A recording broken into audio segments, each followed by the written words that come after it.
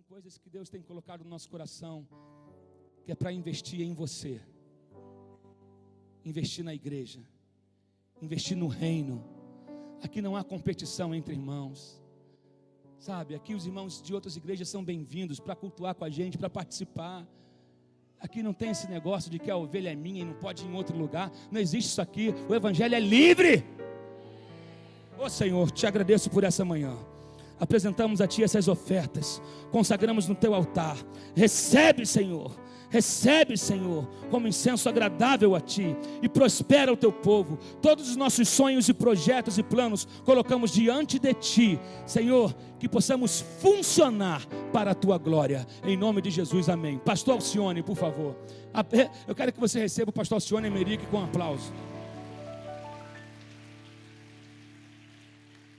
Pastor Alcione, é uma honra receber o senhor aqui, viu? Senhor, você, eu sou senhor, né? Você é você, que situação, né, gente? Aliás, dia 13 eu faço 4.3, gente, ó, com um corpinho de 18, só que não, né? Dia 13, terça-feira, vem aí no culto, hein, para a gente celebrar junto. Mas, pastor, muito bom te ter aqui. Eu quero que você saiba que seus livros me abençoaram muito e ainda abençoam. Tem um livro seu sobre abuso espiritual que foi libertador para mim. Eu acho que o título não é esse, mas fala sobre isso. Qual é o título? Contaminação espiritual. Esse livro me abençoa demais. Ainda também como saindo do cativeiro. Então, ó, deixa Deus te usar. Amém. Obrigado, pastor. Bom dia para todos. Gente, vamos abrir rapidinho. Ontem nós lemos quais são as implicações, o que é caráter, e ontem eu comecei a falar um pouco sobre o que deforma o caráter. 2 Reis, capítulo 5, verso 19, Eliseu lhe disse, vai em paz. Quando Naamã se tinha afastado certa distância a Geazi, o moço de Eliseu, o homem de Deus, disse consigo, ontem eu falei que caráter tem a ver com esses paradigmas invisíveis. Eis que meu senhor impediu este Ciro Naamã que da sua mão se lhe desse alguma coisa do que trazia. Porém, tão certo como vive o Senhor, hei de correr atrás dele e receberei dele alguma coisa. Então foi Geazi em alcance de Naamã. Naamã, vendo que corria atrás dele, saltou do carro a encontrá-lo e perguntou, vai tudo bem?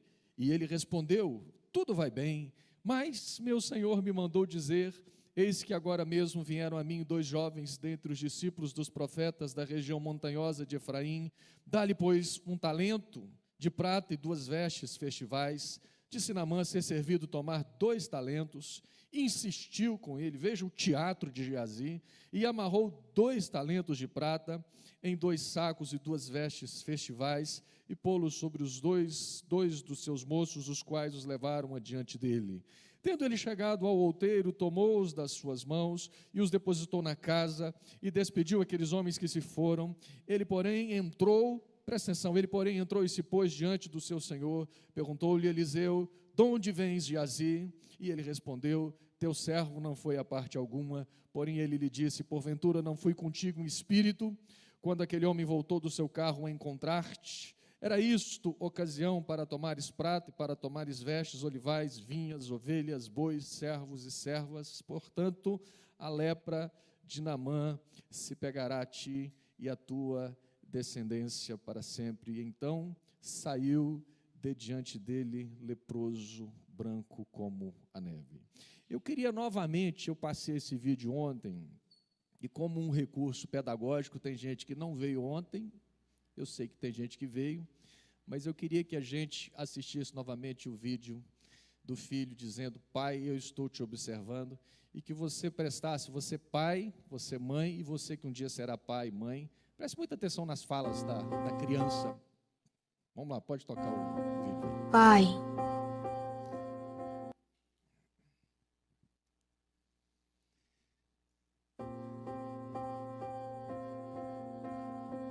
pai, você não sabe disso agora, mas eu estou observando você, observando as coisas que você faz, observando a maneira como você trata as pessoas. A mim, a minha mãe e os meus irmãos. A maneira como você vive a sua vida tem um grande impacto em mim. Quando for minha vez de escolher minha carreira e sustentar minha família, a sua ética no trabalho estará na minha mente. O tempo que você passa comigo, mesmo fazendo algo bobo, me dará uma sensação de segurança.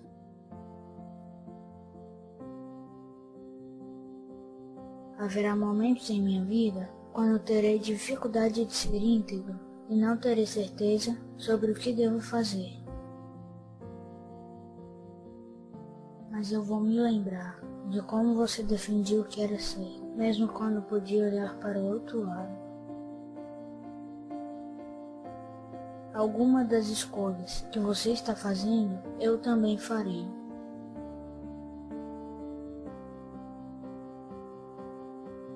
Por favor, não tenha medo de me mostrar suas falhas e seus erros. Eu aprenderei com eles.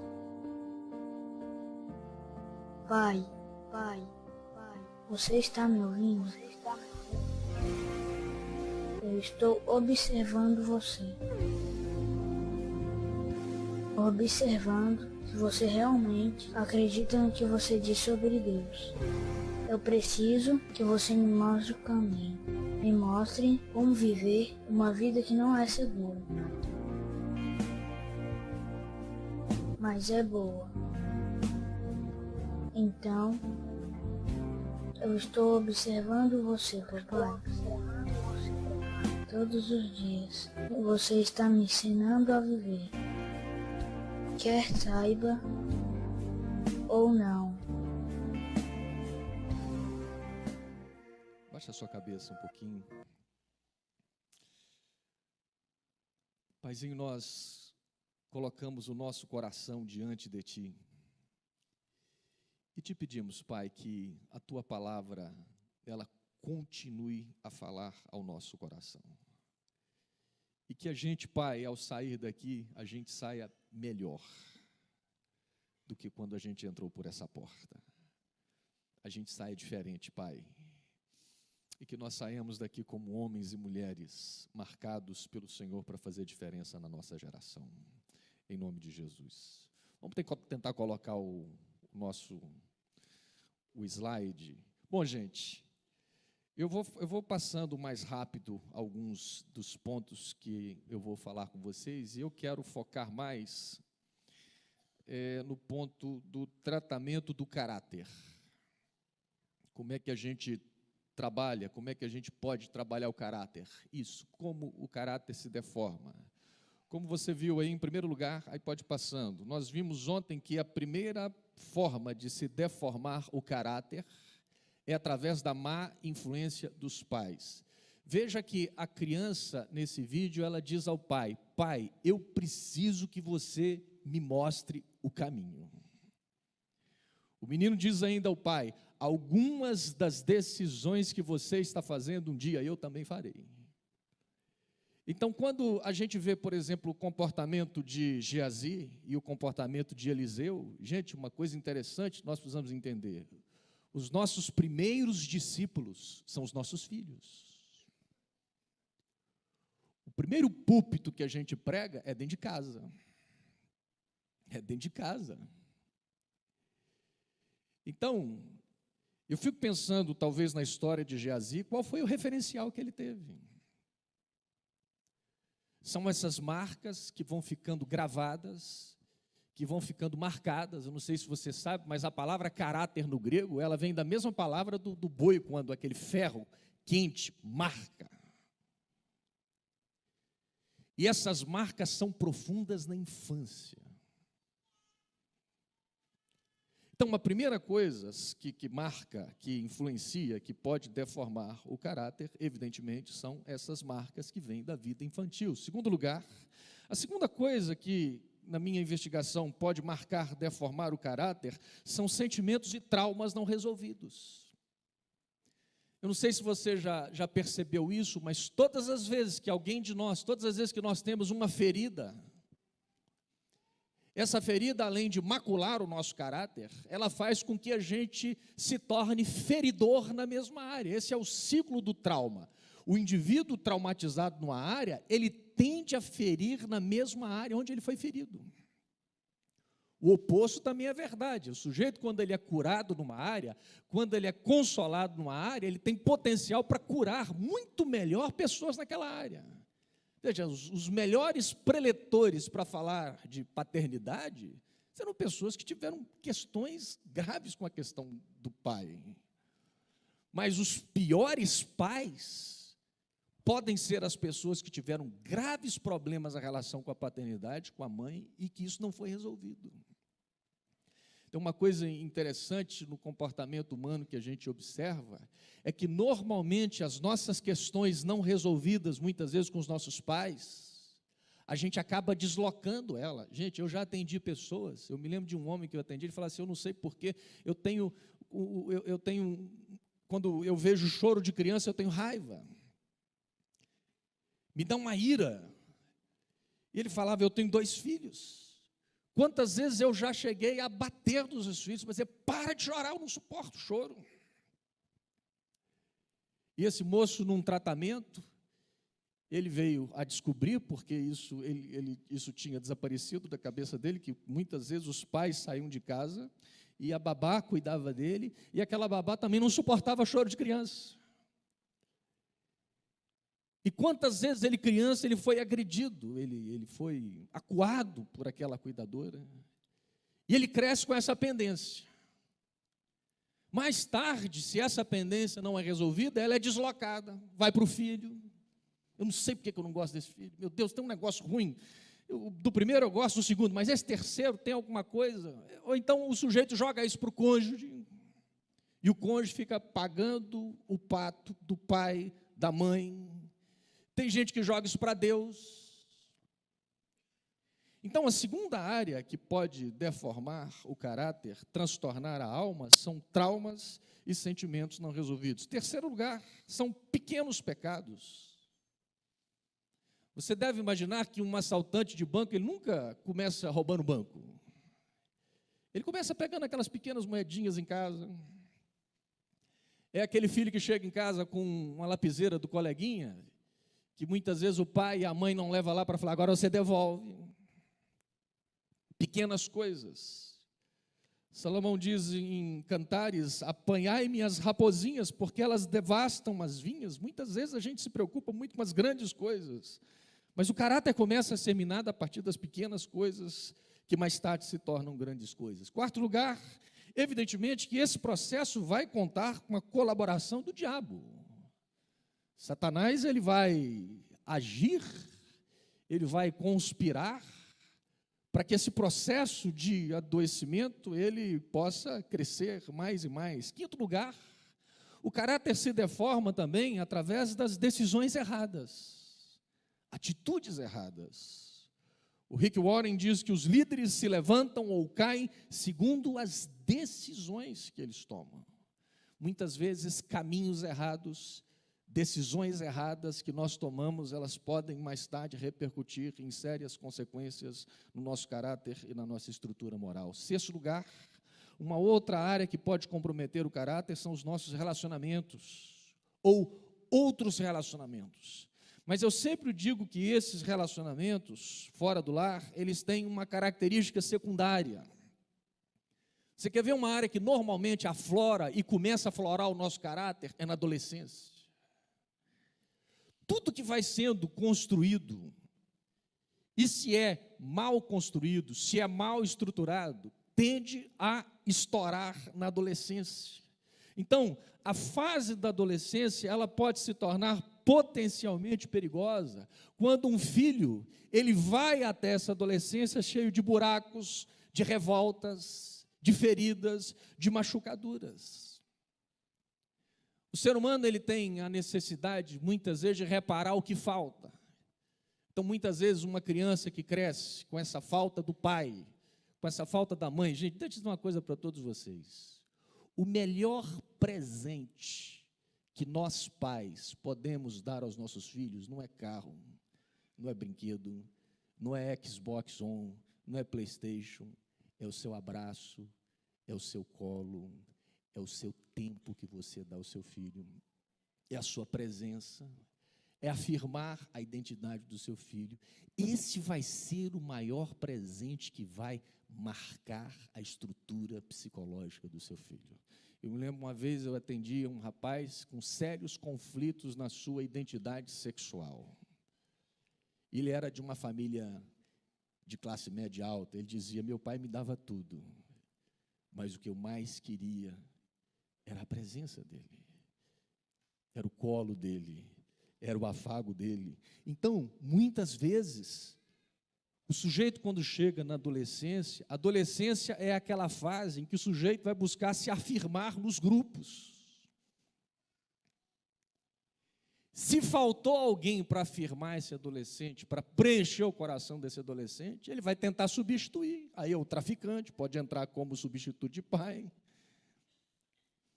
A mocinha pode buscar os mais diferentes parceiros. Isso acontecia muito conosco nos processos de libertação. Eu pegava uma pessoa lá de 200, 300, 400 parceiros sexuais, você orava, desligava, renunciava, o cara saia muito bem, muito aliviado, a moça. Mas a gente nunca fazia a seguinte pergunta: por que esse cara, essa moça, precisou de tanto parceiro? Que busca é essa? Que vazio é esse? E aí você libertava a pessoa de todos os demônios, mas tinha um buraco. Tinha um filho pródigo. Pródigo saiu de casa, rompeu com o pai. E ele se alia a uma autoridade. O sujeito rompe, deixa um vazio e vai buscar alguém para suprir esse vazio. Isso às vezes acontece dentro da igreja. Isso pode ter um lado positivo e um lado negativo. Se for uma paternidade espiritual saudável, vai abençoar. Mas isso pode se tornar uma relação obsessiva. Isso pode ser um pródigo que se alia a um líder e o impede de muitas vezes se resolver com seu pai, com a sua mãe. Então, essa influência na adolescência, mais tarde, ela também é uma influência perigosa, sobretudo quando falta essa marca da identidade do pai e da mãe na infância dessa criança. 7º lugar, uma outra marca interessante que tem a ver com a deformação do caráter, gente, é a desonra aos pais. Eu me lembro num curso que eu estava dando, um dos nossos alunos chegou para mim e falou assim: Alcione, eu não sei se você já percebeu isso, mas quase todas as pessoas que eu tenho atendido, que têm uma história de fracasso na vida, você já percebeu que elas têm um histórico de desonra aos pais?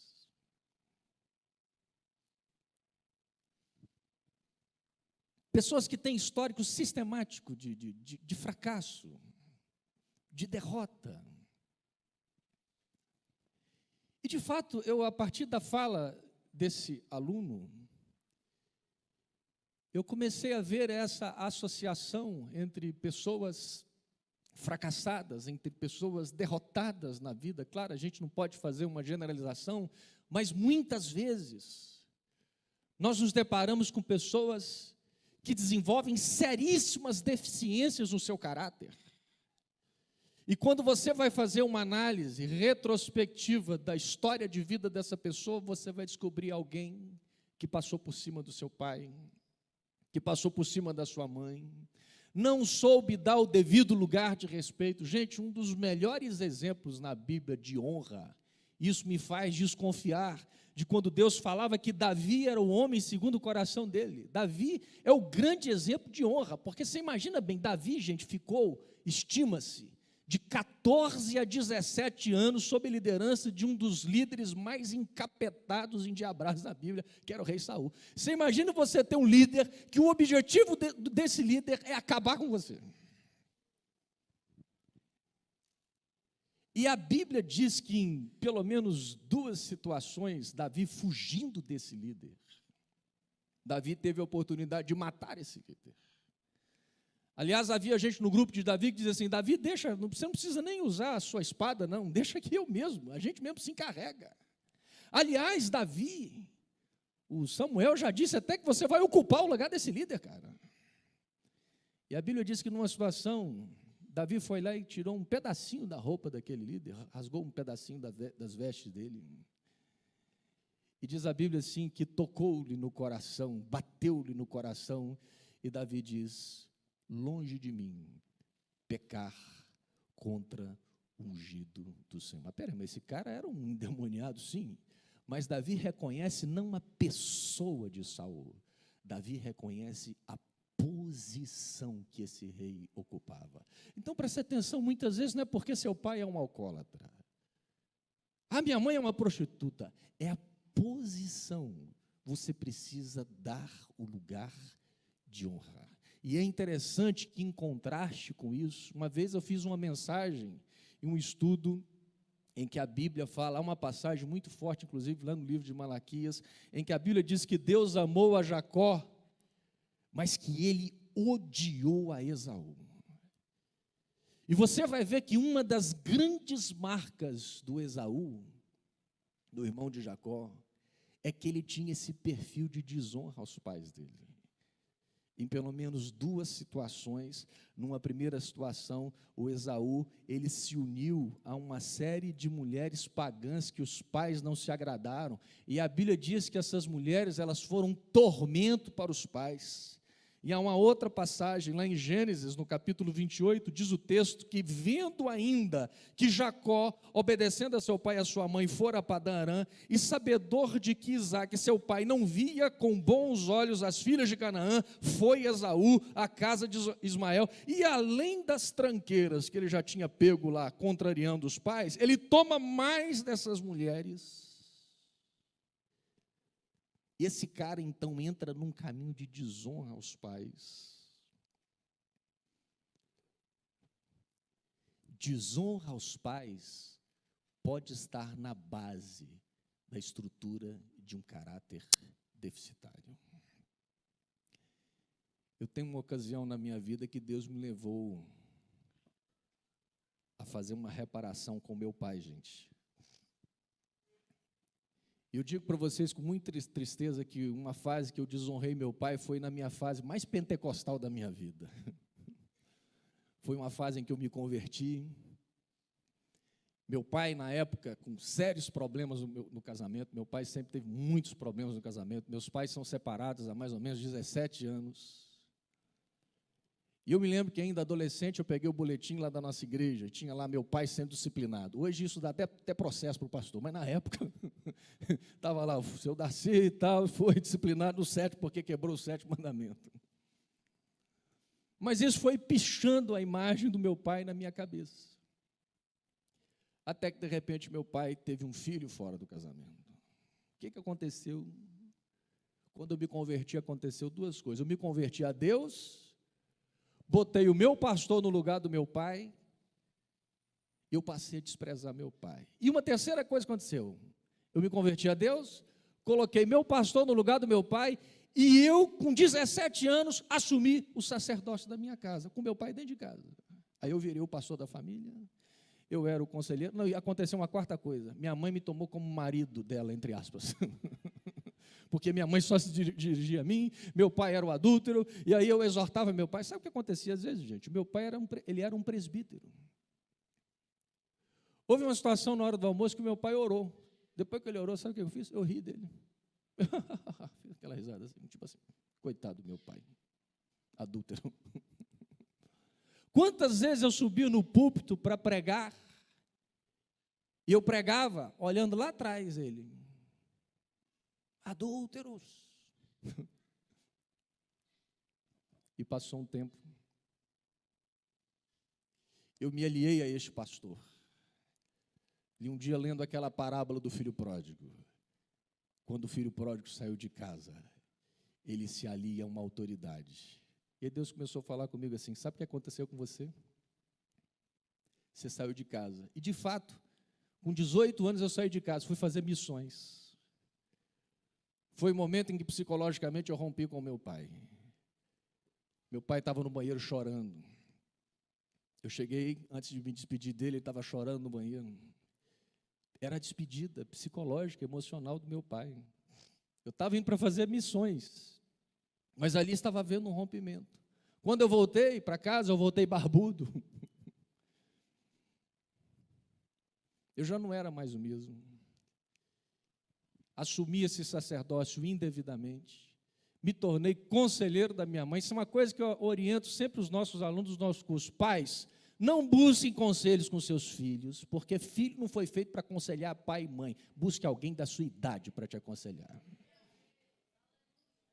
Não fiquem fazendo confidências íntimas a filhos.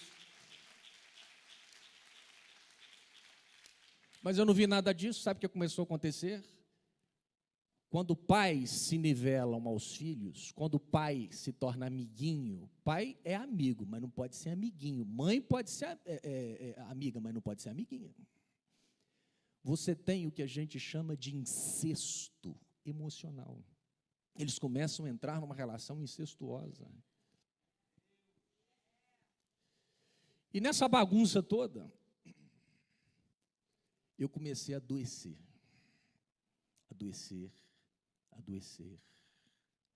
levando aquela carga, com o aval lá do meu líder, que também ignorante no sentido de que ele não fazia aquilo de propósito.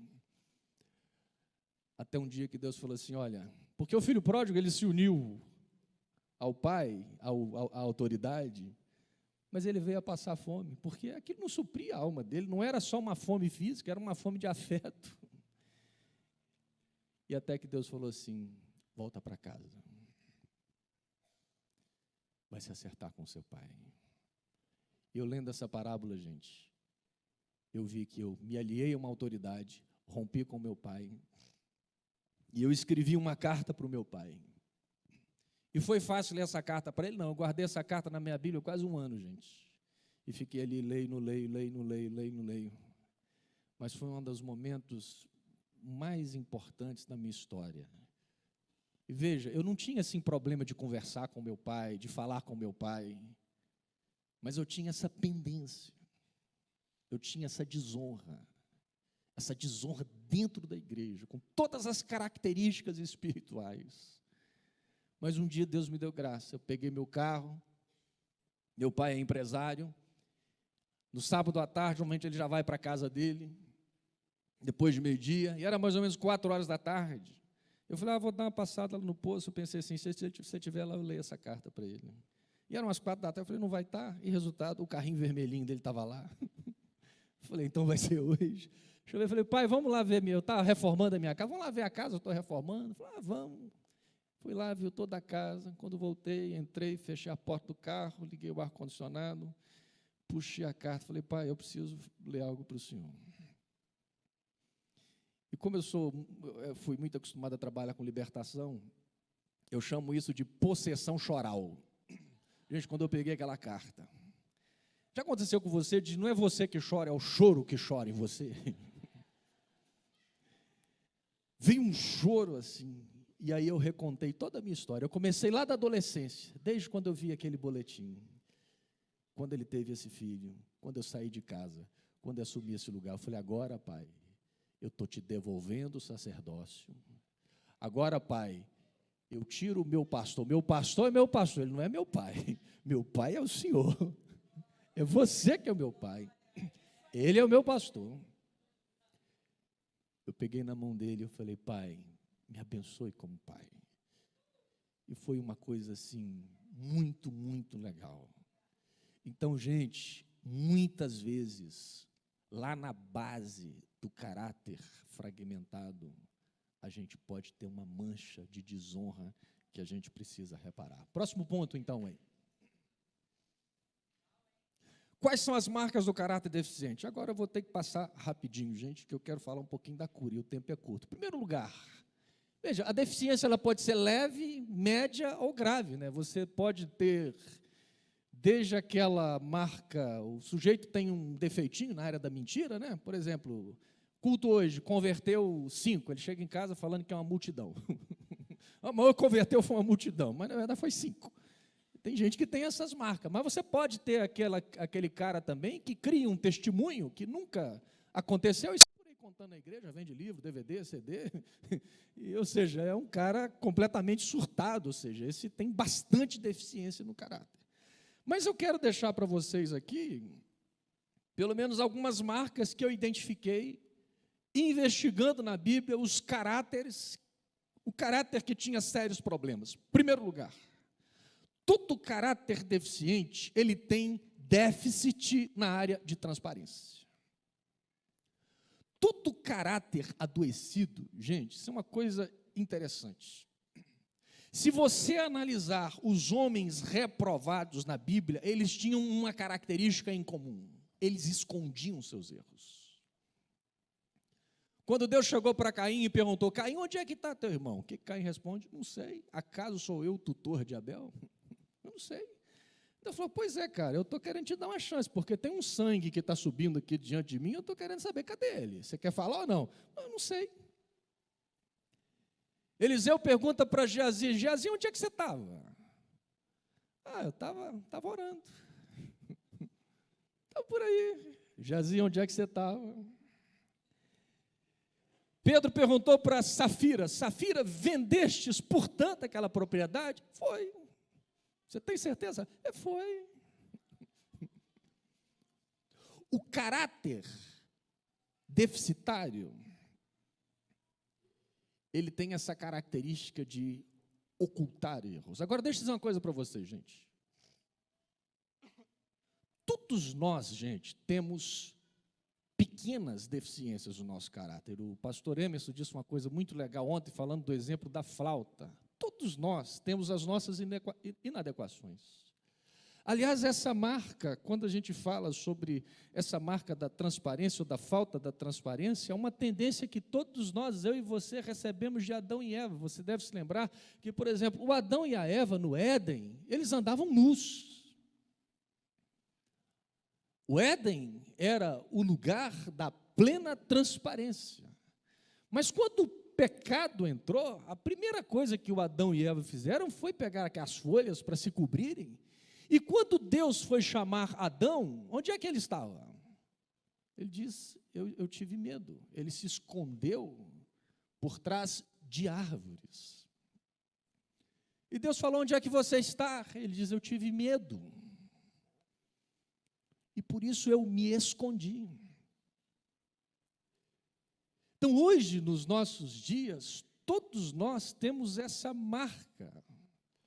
Isso é interessante, criança, por exemplo. Quem é pai de criança que sabe disso. Tem duas coisas que os pais normalmente não toleram no comportamento infantil, ou desconfiam. Por exemplo, quando você passa perto do quarto do seu filho e a porta está fechada, o que o pai normalmente fala? Porta aberta, meu filho. Porque porta fechada. Eu lembro o meu filho com 3 aninhos de idade, uma vez, naquela época daquele desenho Ben 10, que ainda passa, era um desenho que o rapazinho virava um monte de bicho ao mesmo tempo, né? Ele ia virando aqueles monstros. Eu falei: olha, esse desenho tem um trem esquisito. E ele com 2 aninhos, 3 aninhos, aquilo era uma febre, né? Aí eu cheguei para ele e falei: meu filho, mas sentei, expliquei para ele. Falei: olha, vi que ele vira bicho, tem um negócio esquisito ali. E eu expliquei isso para ele, com 3 aninhos. E aí ele ficou me olhando assim, né? Aí um dia eu chego, ele tinha já chegado da escola, irmãos. Quando eu vou abrir o quartinho dele fechado. Quando eu vou abrir a porta não abria. E aí eu empurrei a porta, eu só escutei uma cadeira assim arranhar no chão. Quando eu olhei, ele estava sentadinho, olhei para a televisão, o Ben 10 passando. Olha a cabecinha dele, com 3 anos, ele ligou o Ben 10, fechou a porta, travou com a cadeirinha e sentou e ficou assistindo. Aí quando eu olhei, ele falou assim: sai para lá, sai para lá. Porta fechada. E também a segunda coisa que faz um pai ou uma mãe desconfiar é quando há muito silêncio.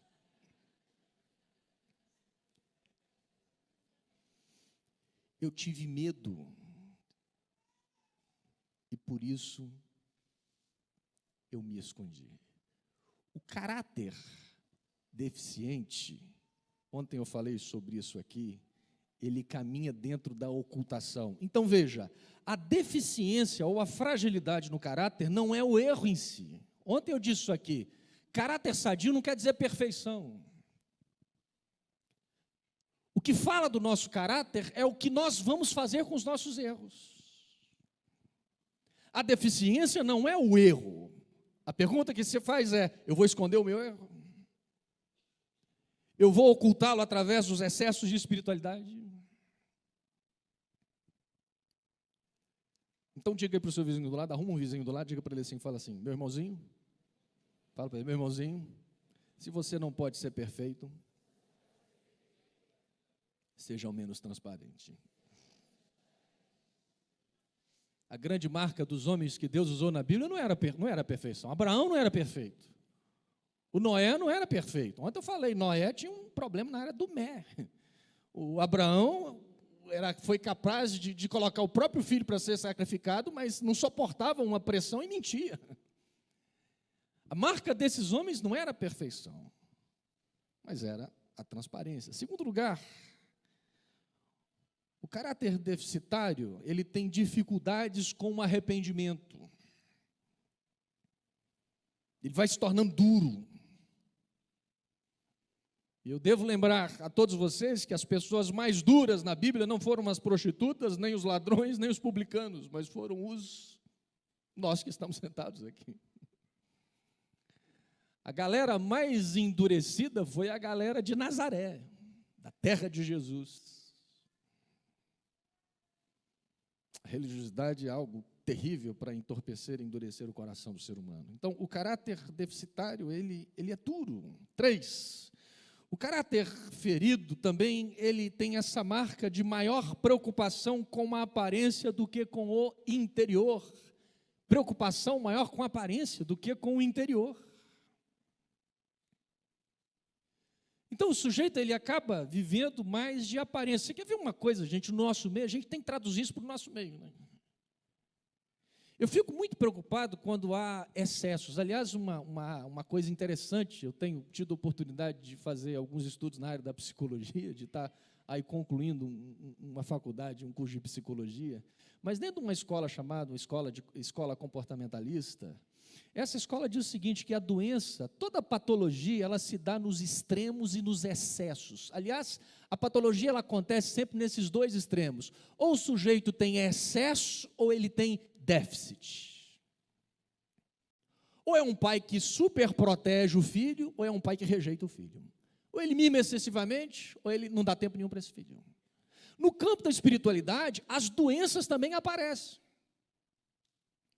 Você pode ter um sujeito, aliás, a gente tem até um ditado que a gente fala, né? Tem gente que fede mais e tem gente que fede menos. O que isso quer dizer? Excessos. Ou ele tem excesso de fé, ou ele não tem fé nenhuma, então ele fede mais ou ele fede menos. Mas o excesso da espiritualidade, ele também pode estar falando de alguma patologia.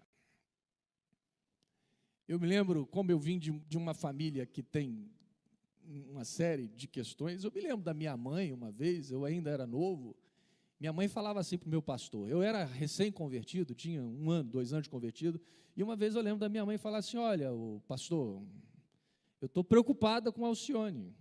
E ele falou, mas por que você está preocupado com ele? Ah, porque ele tá orando demais. Ele falou assim, mas espera aí, mas isso não devia ser motivo de preocupação? Não, mas assim, tem um negócio que está demais.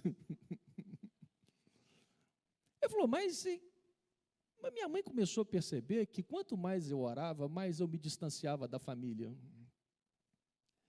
Mas eu não queria me relacionar com jovens. Esse desequilíbrio, ele fazia com que outras áreas ficassem descobertas. O caráter, quando tem problemas, o sujeito ele começa a manifestar anomalias. Por exemplo, também no campo da espiritualidade. Tem gente que é tão espiritual, irmãos, eu não sei aqui no Rio, eu não sei se isso deve ser mais lá em Vitória, mas tem uns irmãozinhos que eles são tão espirituais que parece que eles não são gente. Aliás, tem uns que parece que eles chegam assim de cima da nuvem perto da gente, né? Ele te olha assim, como eu estou aqui em cima, né? Ele fala assim, e aí, meu irmão, como é que você está embaixo? Porque eu estou aqui. Né? A voz do cara é uma voz normal, mas para ele falar com você, ele fala assim, rapaz, querido, tudo bem? Ele chega para você e fala assim, eis aqui teu servo, mas em casa ele é um cavalo. Por que ele fala, eis aqui teu servo, mas em casa ele é um cavalo? É porque tem coisa errada. Tem uns irmãos que têm uma preocupação em revelar os outros. Gente, o cara, você chega perto, ele já te olha assim. Aí você já fica meio intimidado, né? Ele não consegue chegar perto de alguém e ser normal. E o pior é que às vezes ele revela tanto, mas aí o problema é que ele nunca se auto-revela, né? Ele tem dom para revelar os outros. Mas para dizer quem é ele, para falar das suas anomalias. Então, o caráter, quando ele tem problemas, o sujeito ele fica muito mais focado no exterior, nas aparências, do que em revelar o seu interior. Quarto lugar, você veja que é uma sequência gradativa. Primeiro, ele tem dificuldade com transparência, em falar a verdade. Segundo, ele tem resistência ao arrependimento. Depois, ele se preocupa mais com a aparência do que com o interior. Olha, em quarto lugar, a consciência cauterizada, e ele começa a brincar com o sagrado. Aqui o cara já está no ponto do Geazi. O Geazi viu o líder dele, o Eliseu, dizer: tão certo como vive o Senhor, que não aceitarei essa oferta. E veja que o profeta vivia de oferta, mas o profeta discerniu que aquela oferta não seria bem-vinda. Ele diz: não é a ocasião. Aí você lembra o que Geazi disse? Geazi diz: não, tão certo como vive o Senhor, que correrei atrás dele e vou arrancar essa grana do Naamã. Você vê, ele está falando tão certo como vive o Senhor. Ou seja, esse cara está num grau em que ele já brinca com o sagrado. A sua consciência, ela já está cauterizada. Então o sujeito ele já começa a brincar com as coisas de Deus. Quinto lugar, a quinta característica de um caráter fragilizado, deficitário, adoecido, disfuncional, é que esse cara, ou ele opta pelo isolamento, ou ele se alia aos maus relacionamentos. Por que Judas foi procurar sacerdotes infiéis? Por que esse cara teve feeling, identificação com os sacerdotes infiéis? Por que o Ananias buscou a Safira? Por que Esaú teve paixão por aquelas mulheres pagãs que se tornaram um tormento para os pais? Então, o caráter disfuncional tende ao isolamento ou aos maus relacionamentos. Sexto lugar, o sujeito agora disfuncional, ele foge das oportunidades de tratamento. Isso é uma outra marca do caráter disfuncional. Quando ele tem problemas no lugar, ao invés de se tratar, ao invés de se deixar confrontar, ele foge. Tem alguns irmãos aí, aliás, a gente caberia um estudo na Bíblia sobre os fugitivos. O cara erra e foge. E normalmente esses homens que Deus tratou, eles tiveram que voltar do lugar de onde eles saíram. Por exemplo, Jacó aprontou com o irmão, 20 anos depois, teve que voltar. Moisés assassinou um homem, 40 anos depois, voltou lá no Egito. Mas as pessoas com essa marca no caráter são pessoas que não aceitam as oportunidades de tratamento e são pessoas que fogem. Eu fico pensando, gente, que essas perguntas de Deus têm perguntas interessantes. Quando Eliseu está perguntando para Geazi: de onde você vem? O que você estava fazendo, Geazi? Caim, onde é que está o teu irmão? Será que não seriam essas as oportunidades que Deus estaria dando para que esses homens se abrissem, para que eles tirassem a máscara? E em último lugar, nós temos o destino como uma marca do caráter deficitário. De alguma forma, gente, o nosso caráter, ele é um presságio do nosso destino. O nosso caráter, ele fala de quem nós estamos nos tornando e quem nós seremos no futuro. Há um pensamento que diz: semeie um pensamento e colha um ato. Semeie um ato e colha um hábito. Semeie um hábito e colha um caráter. Semeie um caráter e colherás o teu futuro. O nosso caráter, ele aponta para o nosso destino. Pode passar. Pastor, como é que eu posso assim, porque enxergar caráter é um negócio meio complicado, né, irmãos? Eu vou dar algumas dicas para vocês. Primeiro, como é que eu enxergo o meu caráter? Cônjuge, pergunta seu cônjuge, chega em casa hoje, fala assim: meu bem, eu sou gente boa, eu sou um cabra safado. Mas por falar a verdade, Flávio, você é sem vergonha, cara.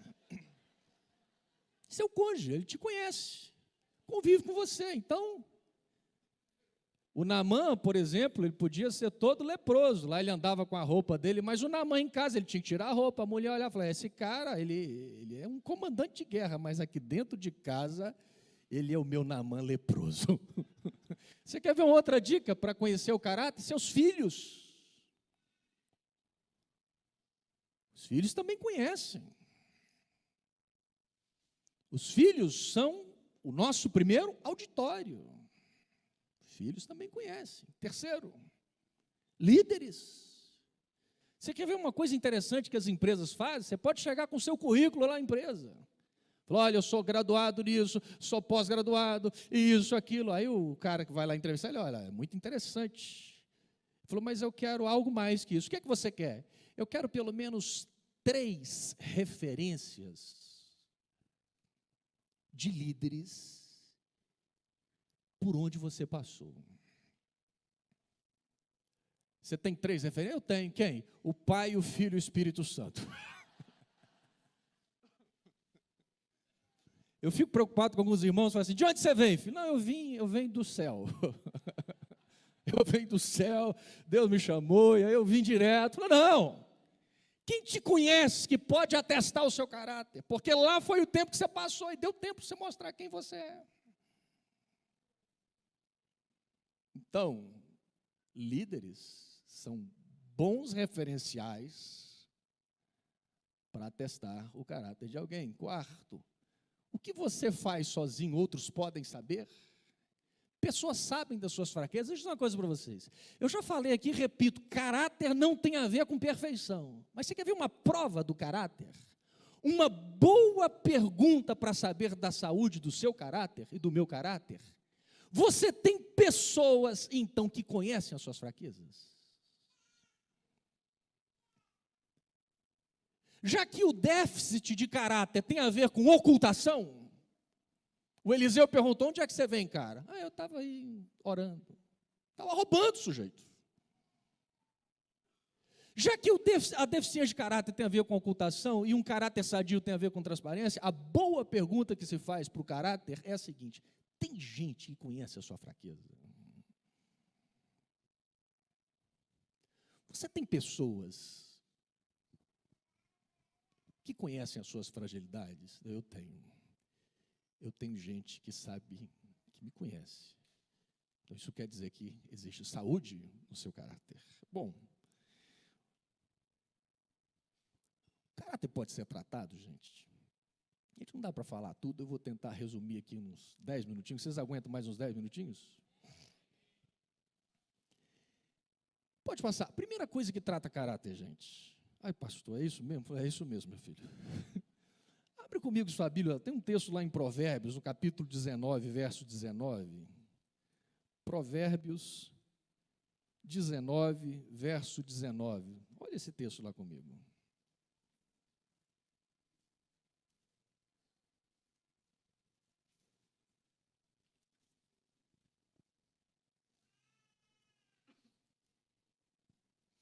O que diz lá em Provérbios 19, 19, gente? O homem de grande ira,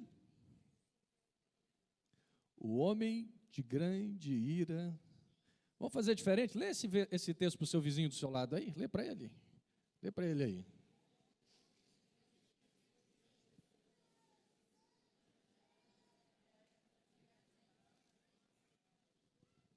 Salomão diz assim, olha, deixa eu ensinar um princípio para vocês. O sujeito, quando erra,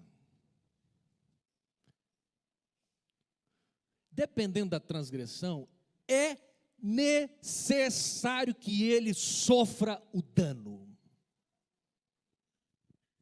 Salomão diz mais, olha, eu vou dizer mais para vocês. Se você livrar ele do dano, ele vai repetir o erro. Por que o sofrimento, ontem eu disse aqui para vocês, que esse processo do caráter, ele é um processo diferente da libertação. O processo de trabalhar o caráter é um processo diferente da cura interior, que tem a ver com o processo traumático.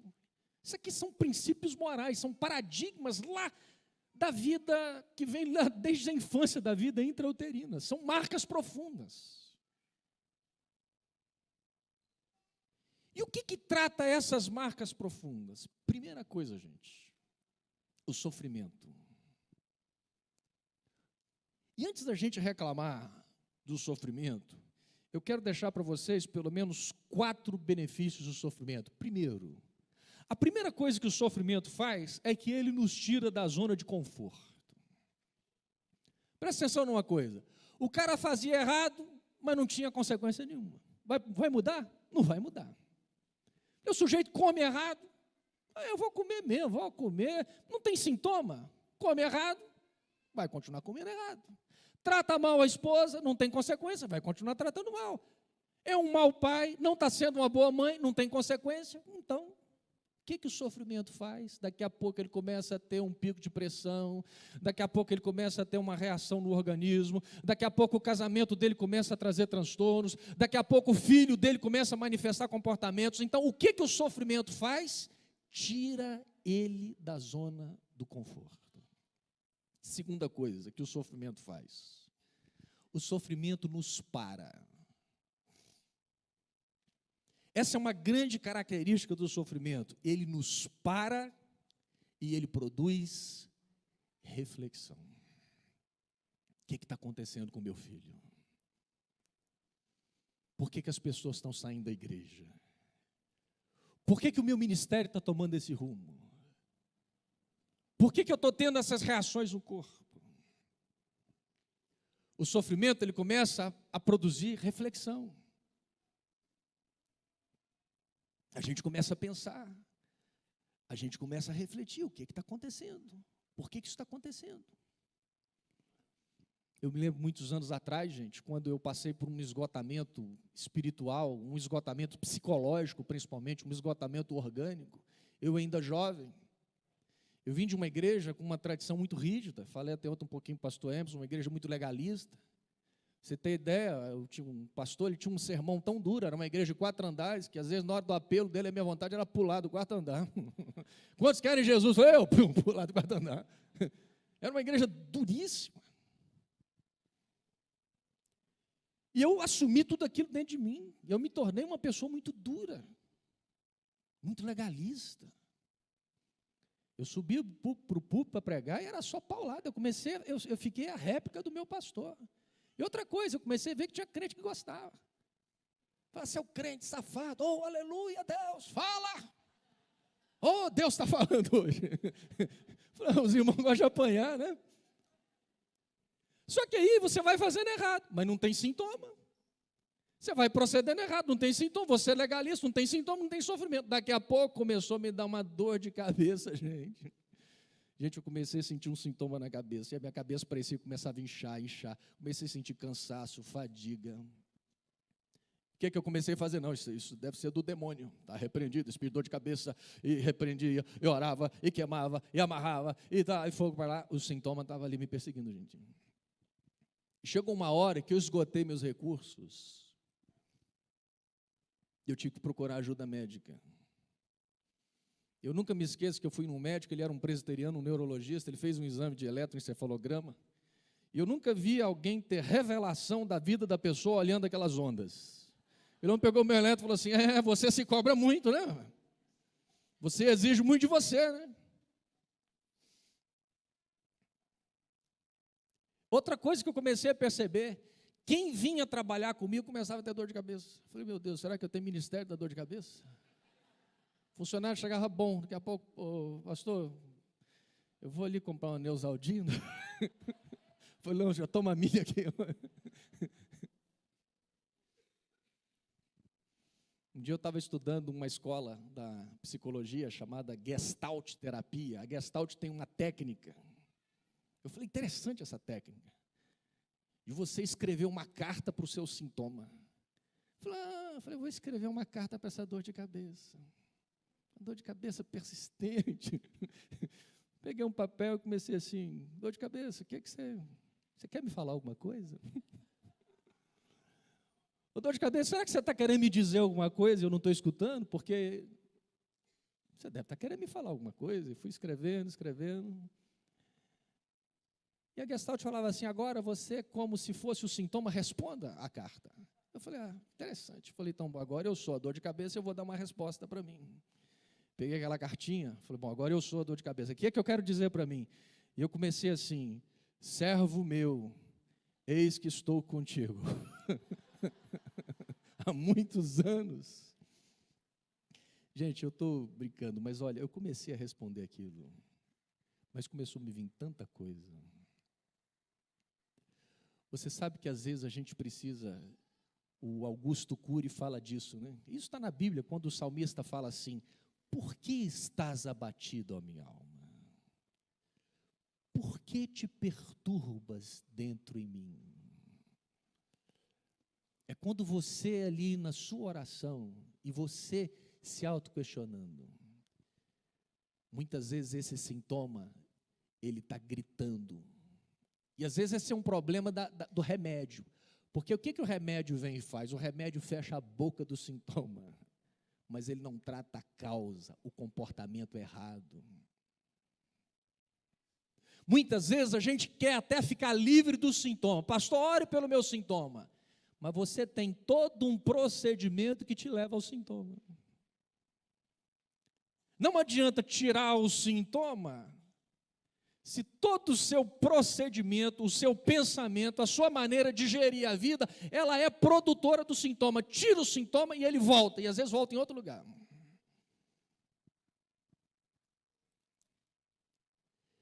Eu comecei a ver como é que a minha forma de enxergar a vida, de ver a vida, era uma forma muito legalista, muito pesada. O sofrimento faz isso, gente, ele nos para. O sofrimento está dizendo para a gente assim, olha, eu estou aqui para te parar. Porque se eu não estiver aqui, cara, você vai se destruir, você vai se acabar. Você vai acabar com a sua família, você vai acabar com os seus funcionários. Então, eu estou aqui para te parar.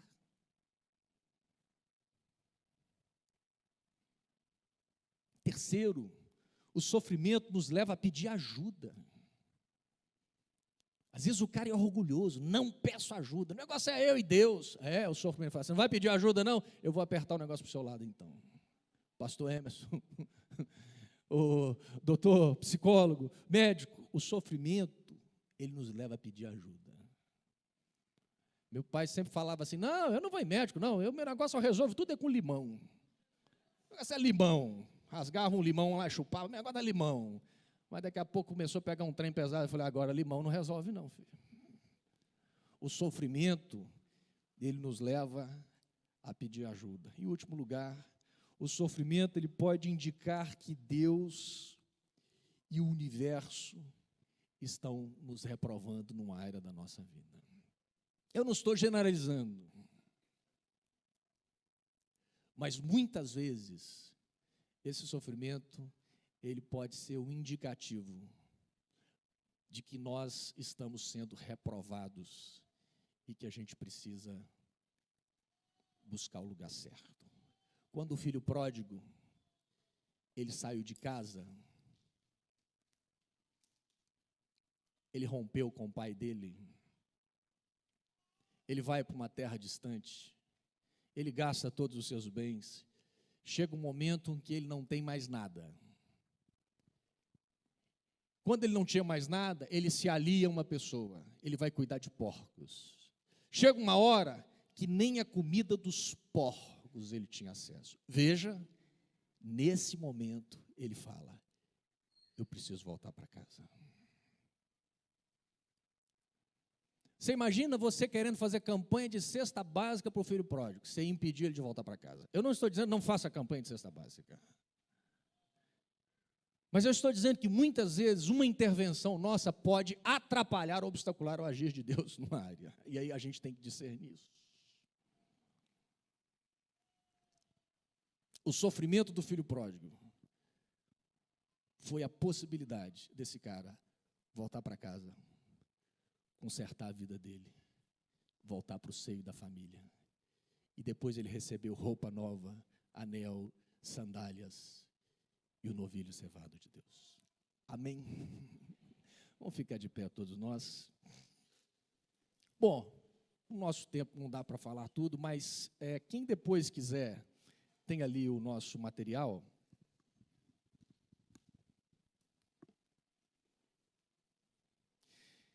Eu tenho 10, 11 livros escritos, tem ali alguns DVDs, tem esse seminário todo, ele está gravado em 3 momentos, reconstruindo o caráter ferido, contaminação espiritual.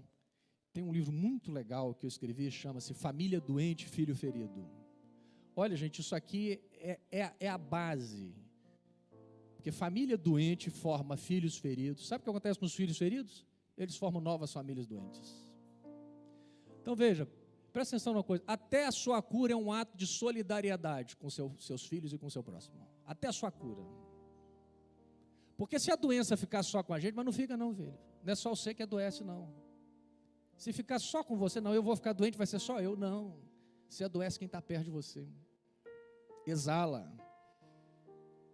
Contaminação espiritual. Esse livro é uma mensagem muito forte, confrontadora na religiosidade. Esse livro aqui eu conto a minha história de esgotamento. Gente, religiosidade, a gente pensa que a gente não tem e a gente tem muito. O fermento dos fariseus tem estado agido muito forte às vezes na nossa vida. Heranças do passado, esse livro eu discuto as iniquidades na família. Tem um manual Libertando os Cativos. O último livro que eu lancei agora é esse livro aqui, olha, Abuso Espiritual, quando o perigo está no púlpito da igreja. Esse livro é um outro trabalho que Deus me deu. Pra você ter ideia, eu fui dar essa palestra num congresso no Rio. Eu não dou essa palestra para a igreja local, porque eu coloco o pastor em situação ruim, porque todos nós temos um pouco de abuso, sabe? Mas todos nós temos. Mas eu fui falar num congresso lá grande, tinha muitos pastores, e a coordenadora ele falou assim, olha, inclusive o coordenador do congresso, ele quer que você fique no domingo para pregar, você pode? Eu falei, posso. E quando eu preguei essa mensagem, no final ela falou assim, pastor, ele mandou deixar a sua pregação para uma outra ocasião no domingo, porque ele é muito abusador. Muito. E veja, esse problema do abuso, Pedro já falava isso lá na sua carta. Pastoreai o rebanho de Deus, sem constrangimento. Não faça por sorte da ganância. E não dominem, não sejam dominadores daqueles a quem Deus te colocou para pastorear. Tem esse trabalho físico, psicológico, espiritual, é um outro trabalho muito legal, porque o cara está passando um problema a moça está entrando na menopausa e está amarrando demônio. Meu filho, é só hormônio que vai resolver seu caso. Ou o caráter, né? Nesse trabalho que eu conto aqui, gente, uma pena, a gente não tem tanto tempo, mas às vezes tem atitudes radicais, eu falo nisso no meu livro. Tem um pastor que curou o caráter de um marido que espancava a esposa. Sabe como é que ele curou o caráter dele? Deu uma coça nele. Isso foi um caso aqui no Brasil. Esse homem era espancador. E um dia esse homem espancou a mulher dele. E o pastor chamou ele. E o pastor já foi preparado com uma correia. Isso é verdade. E esse cara, ele tinha sido preso. Ele estava na condicional. E outra coisa, ele já era da igreja, era membro da igreja. Ele já era membro da igreja. E ele espancou de novo a mulher dele. E o pastor falou assim, olha, eu vou te dar 2 alternativas. Eu vou ligar para a polícia agora, você está em liberdade condicional, eu vou te denunciar, e você vai voltar para a cadeia. Ou eu vou te dar uma coça que o seu pai nunca te deu. E o pastor perguntou, você quer a cadeia ou a coça? Eu falei, eu quero uma coça, pastor. Isso é verdade. E o pastor falou assim, tira a camisa e deita no chão. O pastor já veio com a correia reforçada de casa, né? E aí ele disse que o pastor deu uma coça dele mesmo, mas bateu mesmo. Aí o pastor falou o seguinte, eu sei que foi uma atitude louca, não estou dizendo que você faça isso não, tá bom? Tem gente que vai falar, vai ser uma coça mesmo. Mas esse pastor disse o seguinte, depois daquela coça, primeiro, ele nunca mais tocou na mulher dele. E depois, ele falou, esse homem que tomou essa coça é um dos meus principais diáconos aqui. Mas precisou de uma coça. Pergunta ao seu vizinho do lado, quem sabe o seu caso não é uma coça, filho?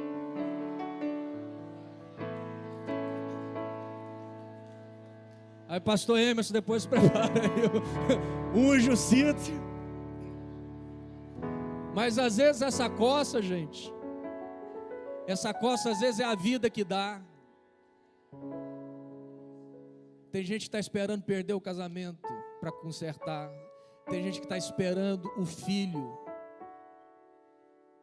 fazer atos terríveis para começar a dar atenção a essa criança. Às vezes tem gente que só acorda na coça. E o meu livro saindo do cativeiro. Vamos orar então para a gente finalizar?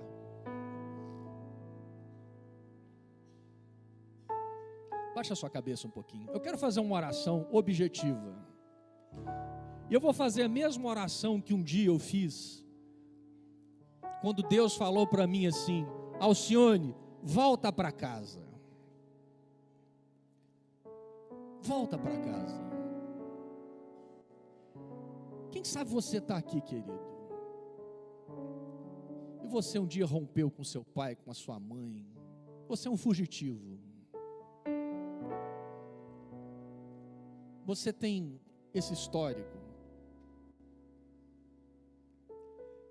Talvez quantos Eliseus já te perguntaram: de onde você vem, Geazi? E você nunca conseguiu abrir seu coração, porque você tem medo, e o medo te leva a se esconder.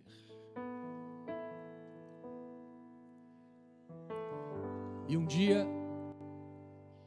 eu precisei fazer isso. Talvez alguns de vocês vão precisar fazer uma cartinha: pastor, mas meu pai nem está mais aqui, não está vivo. Então, filho, você vai entregar isso para Deus, você vai confessar isso para Deus.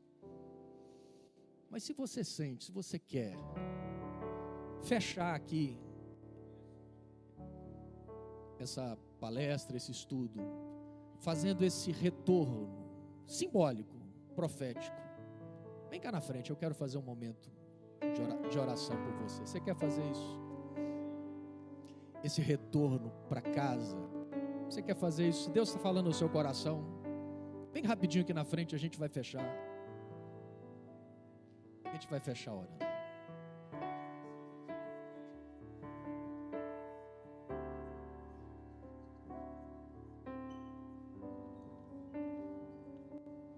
Quer fazer isso? Vem rapidinho, não espera.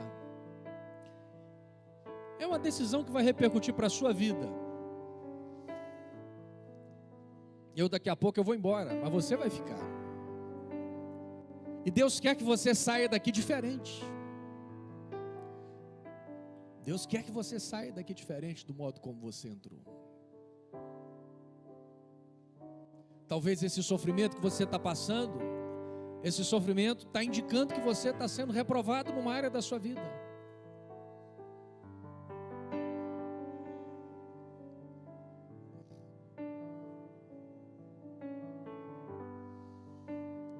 Em nome de Jesus. Em nome de Jesus. Fecha seus olhos. O Espírito Santo está falando com você. Jovem, moço,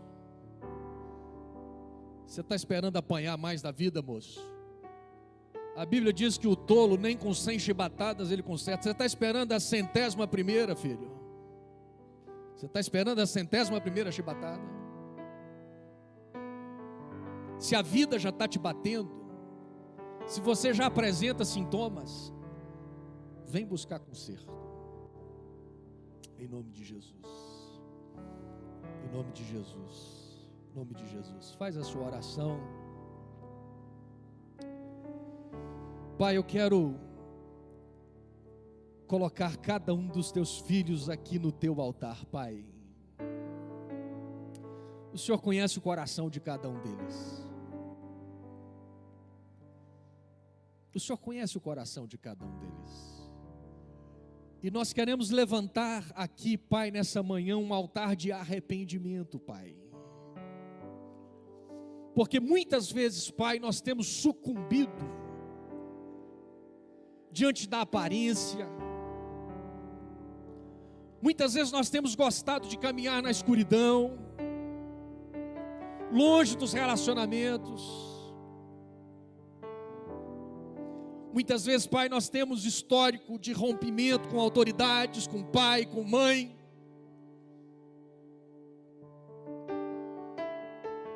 Muitas vezes o sofrimento tem nos reprovado, Pai, e a gente não tem discernido. Mas, Pai, nós queremos abençoar aqui a Tua igreja. Quero abençoar, Pai, todos que estão aqui, especialmente os Teus filhos que estão aqui no altar. É um gesto simples e simbólico, mas é um gesto poderoso. E eu oro, Pai, em nome de Jesus, para que as cadeias caiam. Eu oro para que os cativeiros caiam. Eu oro para que as amarras sejam tiradas em nome de Jesus. E se nós precisamos, Pai, fazer algum caminho de volta, o salmista orou: vê se há em mim algum caminho mau. Se estamos num caminho mau, Pai, nós queremos em nome de Jesus sair desse caminho mau e queremos voltar para o caminho eterno. Por favor, Pai, permita que saiamos daqui maridos diferentes, esposas diferentes, pais diferentes, mães diferentes, filhos diferentes, para que a gente não replique, não reedite talvez a história fracassada de alguns que tiveram aqui pais e mães.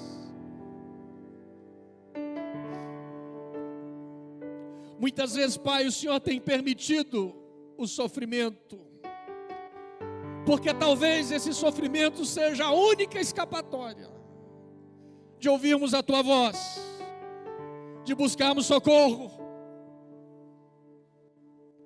e mudanças nos nossos paradigmas errados que aprendemos às vezes ainda na formação da nossa identidade, Pai. Pai, eu sei que não é romântico, a gente não vai resolver isso tudo aqui numa oração, mas nós podemos entrar no caminho eterno. Quando o Senhor disse: vinde a mim, quando o Senhor diz: andai comigo e aprendei de mim, a gente sai daqui para aprender com o Senhor, para fazer uma nova trajetória na Tua presença. Pai, nós abençoamos cada um dos Teus filhos aqui, e que cada um de nós, Pai, volte para a sua casa. Talvez uns para escrever uma carta, como um dia eu fiz, outros para fazer um telefonema, outros para começar tudo diferente. Que o Senhor possa guardar cada um, Pai, e que o nosso futuro seja um futuro de bênção, e que a gente possa ter um futuro muito abençoado. Abençoamos cada um dos Teus filhos, Senhor, em nome de Jesus. Muito obrigado, Senhor, aqui também pela vida do Emerson, da Fernanda. Continue abençoando aqui, Pai, prosperando este ministério como o Senhor já tem feito. Nós Te damos graças por tudo, em nome de Jesus.